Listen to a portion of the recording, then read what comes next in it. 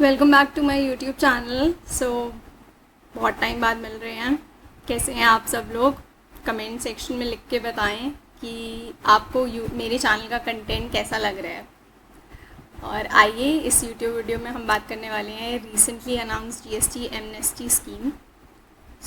43rd council meeting के बाद विच was held on 28th of May, amnesty scheme came into the picture. Now you can file your GST 3B for July 2017 to April 2021 without paying the complete amount of late fees, क्योंकि अब late fees has been capped 500 for those who need to file it for nil and 1000 for those who have any tax liability. तो this said and done, there is a lot more to it. तो उस बारे में बात करते हैं। सबसे पहले देख लेते हैं कि एक्चुअल में ये प्रेस रिलीज़ में क्या लिखा है। इसके बाद कुछ एग्जांपल से मैं आपको क्लियर कर दूंगी कि ये कितनी बेनिफिशियल है आप सभी के लिए। Without any further edu let's discuss about GST amnesty scheme. ये रेलिवेंट प्रेस रिलीज़ है जो कि 20th of May को रिलीज़ हुई है ऑन एमनेस्टी स्कीम। यहाँ पे क्लियरली लिखा है ये रिड्यूस्ड लेट फीस का बेनिफिट आप कब तक ले सकते हैं, 1st of June से लेके 31st of August तक। That means 31st August is the cut off date for this benefit. इसके बाद आप ये वाला बेनिफिट नहीं ले पाएंगे, सो प्लीज़ नोट। ये एक छोटा सा एनालिसिस है सिंपल वर्ड्स में। ये presentation would be in the link of this it's link would be there in the description box of this video. तो come let's take a few examples. This is Mr. Mohan Lal.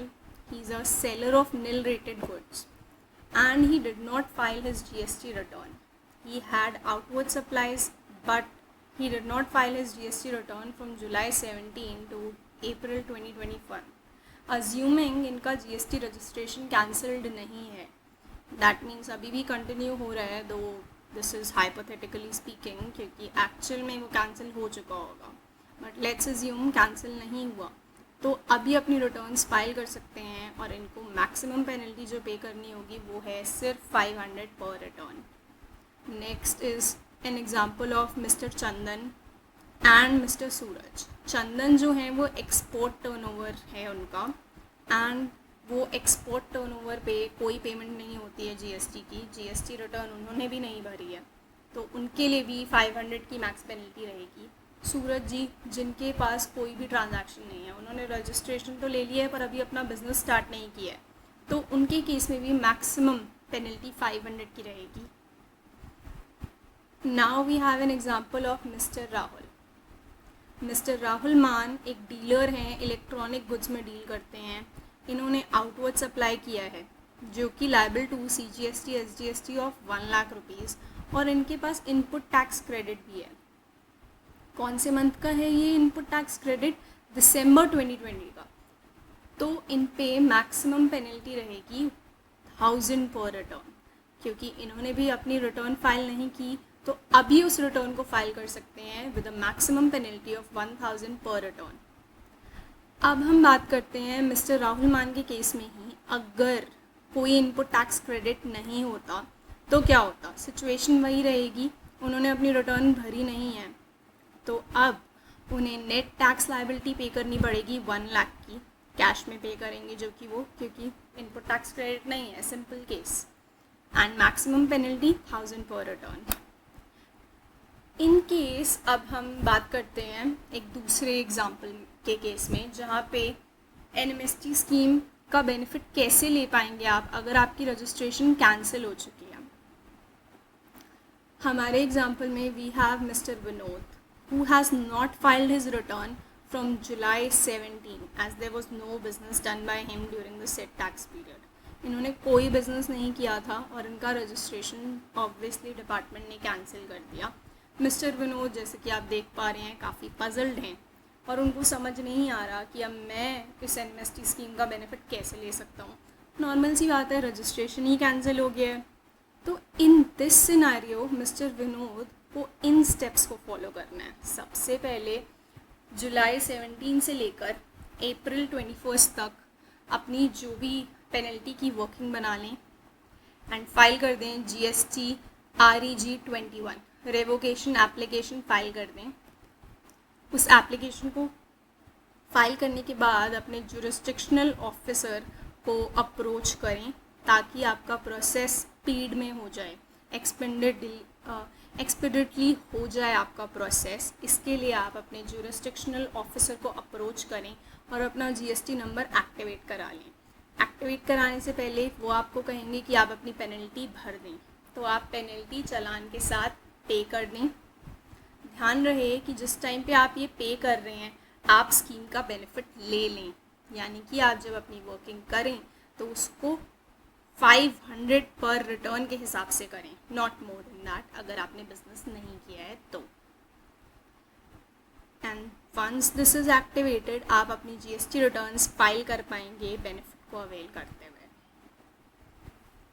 आगे बात करते हैं हम अगर आपके input tax लेने का टाइम पीरियड एक्सपायर हो चुका है, जो कि हो जाएगा किस तरीके से, हम फिर से देखते हैं मिस्टर विनोद के एग्जांपल में।